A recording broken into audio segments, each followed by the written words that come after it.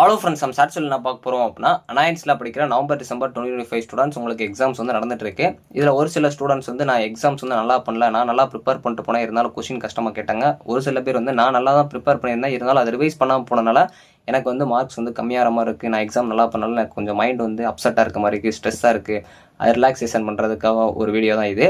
So ரொம்ப யாரும் வந்து ஃபீல் பண்ணாதீங்க. ஃபஸ்ட்டு இப்படி ஒரு விஷயம் நடந்துச்சு அப்படின்னா அதனால் நம்ம ஏதோ ஒன்று தெரிஞ்சுக்க போகிறோம் அப்படிங்கிறத ஃபஸ்ட்டு தெரிஞ்சுக்கோங்க. ஸோ இதை வந்து யாரும் ஃபீல் பண்ணாமல் அடுத்து என்ன பண்ணலாம்னு யோசிங்க. இது வந்து கஷ்டம் தான், யாராக இருந்தாலும் அந்த ஒரு இதுக்குள்ளே அட்டாச் ஆகிட்டோம் அப்படின்னா அதுலேருந்து வெளியே வரது கஷ்டம் தான். இருந்தாலும் நெக்ஸ்ட் எக்ஸாம், அதாவது உங்களுக்கு அடுத்த சக்ஸஸ் வந்து தேடிட்டு இருக்குது, நீங்கள் அந்த டைமில் வந்து இதை வந்து ஸ்டாப் பண்ணி வச்சுட்ருக்கீங்க. ஸோ அடுத்த எக்ஸாமுக்கு கான்சன்ட்ரேஷன் பண்ண பாருங்கள். ஸோ ஃபஸ்ட்டு உங்களுக்கு இன்னொன்று என்னென்னா, நான் எக்ஸாம் வந்து நல்லா பண்ணல அப்படின்னு நினச்சாலும் யாரும் வந்து ஃபீல் பண்ணாதீங்க. ஏன்னா உங்களுக்கு ரிலேட்டிவ் கிரேடிங் பிரின்சிபல் ஒன்று இருக்குது. நீங்கள் எவ்வளோ தான் மார்க் எடுத்தாலும் ஓவராலாக வச்சு தான் அதை கால்குலேட் பண்ணுவாங்க. அதை பற்றி உங்களுக்கு தெரிஞ்சிருக்கும்னு நினைக்கிறேன். ஏன்னா ஓ கிரேட் அப்படிங்கிறதே உங்களுக்கு அந்த 91 to 100 ரேஞ்சுக்குள்ளே இல்லைனாலும் ஃபஸ்ட்டு மார்க் வச்சு கால்குலேட் பண்ணுறப்போ 85, 89 இந்த மாதிரி இருக்கப்போ கூட உங்களுக்கு ஓ கிரேட் கிடைக்க சான்ஸ் இருக்குது. அந்த ரிலேட்டிவ் கிரேடிங் பிரின்சிபல் பற்றி தெரிஞ்சிங்கன்னா நீங்கள் வந்து ஃபீல் பண்ண மாட்டீங்க. அதேமாதிரி உங்களுக்கு கஷ்டமாக இருந்துச்சு அப்படின்னா உங்களோட பேஜில் எழுதின எல்லாருக்குமே அந்த கொஸ்டின் கஷ்டமாக தான் இருந்திருக்கும். அதனால் உங்களோட மைண்ட் செட்டில் உங்களோட மைண்ட் செட்டில் படித்த எல்லா ஸ்டூடெண்ட்ஸ்க்குமே வந்து அது கஷ்டமாக தான் தெரிஞ்சிருக்கும். இந்த உலகத்தில் ஹியூமன்ஸ் எப்பயுமே தப்பு பண்ணுறது ஒரு நார்மல் தான். அதை நம்ம தெரிஞ்சு பண்ணோம், தெரியாமையே பண்ணோம்.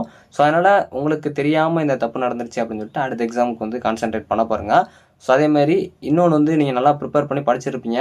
ஒரு டைம் வந்து லாஸ்ட் அதை ரிவைஸ் பண்ண நினச்சிருப்பீங்க, எக்ஸாமுக்கு அதை பார்க்காம போயிருப்பீங்க. அதனால உங்களோட தப்புனால அந்த எக்ஸாம் நல்லா பண்ணாமல் போயிருக்கலாம்.